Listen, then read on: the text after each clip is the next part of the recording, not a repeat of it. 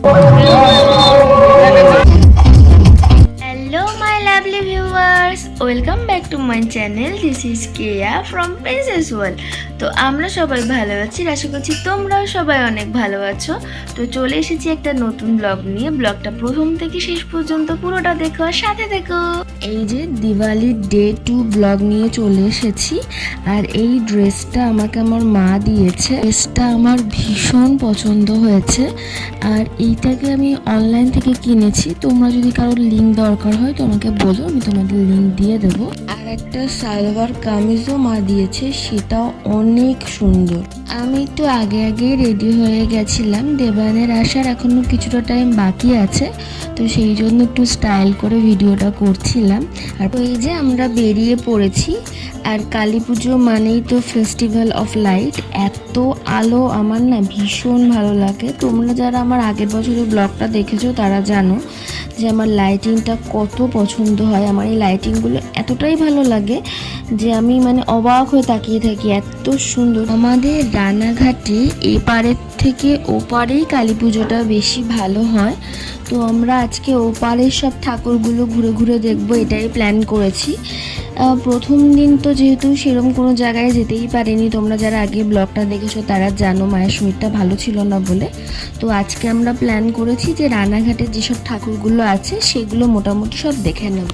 এই যে কর্পোরেট মানুষের সাথে থাকলে যা হয় আর কি, সারাক্ষণ ফোনে ব্যস্ত। মানে অফিসিয়ালি ছুটি হলে কি হবে, সারাক্ষণ ফোন আসছে, এই ভিসি হচ্ছে, এই মেসেজ ঢুকছে, মানে বিরক্ত লাগে আমার জাস্ট। আর এইবার এই ঠাকুরটা দেখতে গিয়ে আমাকে এত লম্বা লাইনে দাঁড়াতে হবে আমি জীবনে ভাবিনি। অন্যান্যবার ঠিক আছে 2-3 জনের পরে দাঁড়ায় লাইন হয়, ঠিক আছে, বাট এইবার প্রচুর লম্বা লাইন ছিল, তোমরা দেখতেই পাচ্ছ।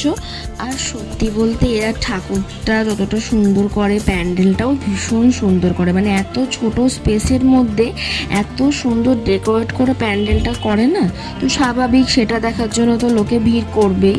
প্যান্ডেলটা সুন্দর করার থেকে মেন বিষয় লাইটিংটা। এদের প্যান্ডেলের লাইটিংটা প্রতিবারই খুব সুন্দর হয়। যত সুন্দর লাইটিং দেওয়া হবে তত তো প্যান্ডেলের সব কাজগুলো নিখুঁতভাবে বোঝা যাবে। তো এরা লাইটিংটাও ভীষণ সুন্দর করে।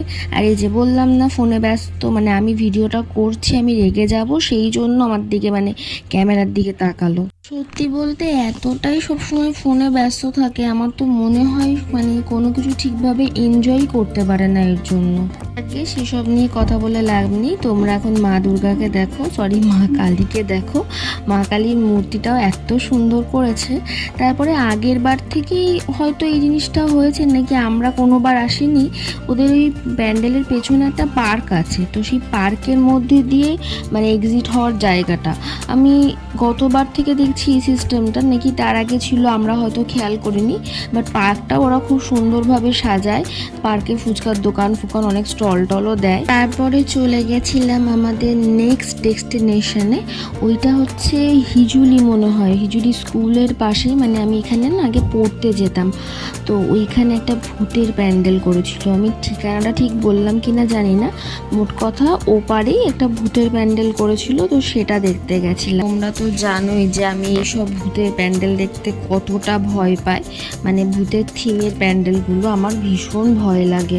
আমার এদিকে দেখতেও ইচ্ছা করে, কিন্তু এতটা ভয় লাগে ভিডিও শ্যুটই করতে পারিনি। আমি জানি এরা মানুষ সেজেছে, কিন্তু আমার এই সংসাজাগুলো দেখে না খুব ভয় লাগে। আমাদের বাড়ির সামনে দিয়ে ওই চৈত্র মাসে সব ঠাকুরগুলো সেজে থাকে যায় না, শিব ঠাকুর, তো সেগুলো ছাদের ওপর থেকে দেখি, ওটাই ভালো লাগে। আমি কাছের থেকে দেখতে পারবো না, আমার এটাতে মনে হয় কোনো একটা ফোবিয়া আছে।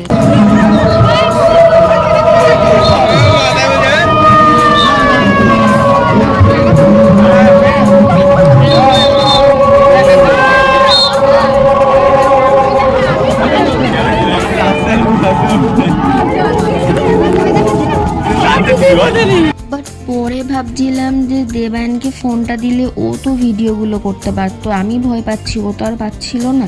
তারপরে ওখান থেকে চলে গেছিলাম নেক্সট প্যান্ডেলে। আর এইখানে দুটো কাকু এত সুন্দর নাচ করছিল, মানে এত লোকের মাঝে এরমভাবে নাচ করাটা একটা বিরাট সাহসের ব্যাপার। আর এই প্যান্ডেলটাও খুব সুন্দর করেছিল। ওই যে পুতুল নাচের যে পুতুলগুলো হয় ওই থিমের ওপরে এই প্যান্ডেলটা হয়েছিল, বেশ ভালো।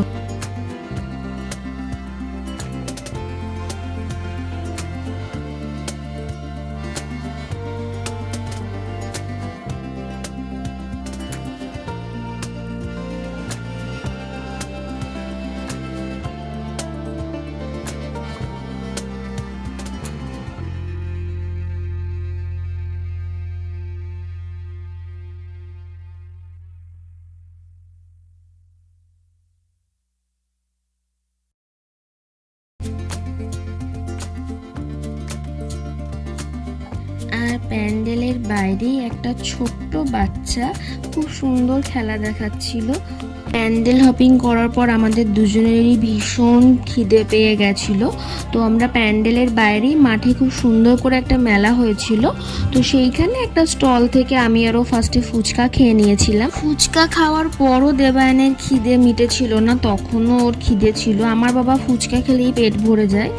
ও তারপরে ওখান থেকে মথুরা কেক খেয়েছিল। ওর এই মথুরা কেক যে কি ভালো লাগে, চিনির গুঁড়ো মাখানো এই পিঠেগুলো খেতে, বুঝি না আমি। আমার তো একদম ভাল লাগে না এই মথুরা কেক খেতে। আর মাঠ থেকে প্যান্ডেলের ভিউটাও বেশ সুন্দর লাগছিল। আর এই যে নাগরদোল্লা, এই নাগরদোল্লাটা আমার দেখতে ভীষণ ভালো লাগে, আর ইচ্ছা আছে একদিন চড়ার। তো আমি একদিন না একদিন ঠিক এই নাগরদোল্লায় চড়বো। ছোটোবেলায় একবার ছোট একটা নাগরদোল্লা যেগুলো বাচ্চাদের হয় না, সেগুলোতে উঠেছিলাম। তো একবার ঘোরাতে না ঘোরাতে এমন চিল্লেছিলাম যে ওরা নামিয়ে দিয়েছিল আমাকে।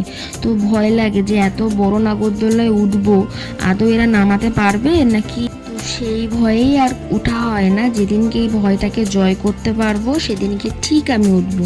পেট পুজো সেরে তারপর আমরা চলে গেছিলাম নেক্সট প্যান্ডেলে। আর সত্যি রান্নাঘাটের ওপারের প্যান্ডেলগুলো এত সুন্দর করে না, প্যান্ডেলগুলো দূর থেকে দেখতেই কত সুন্দর লাগে।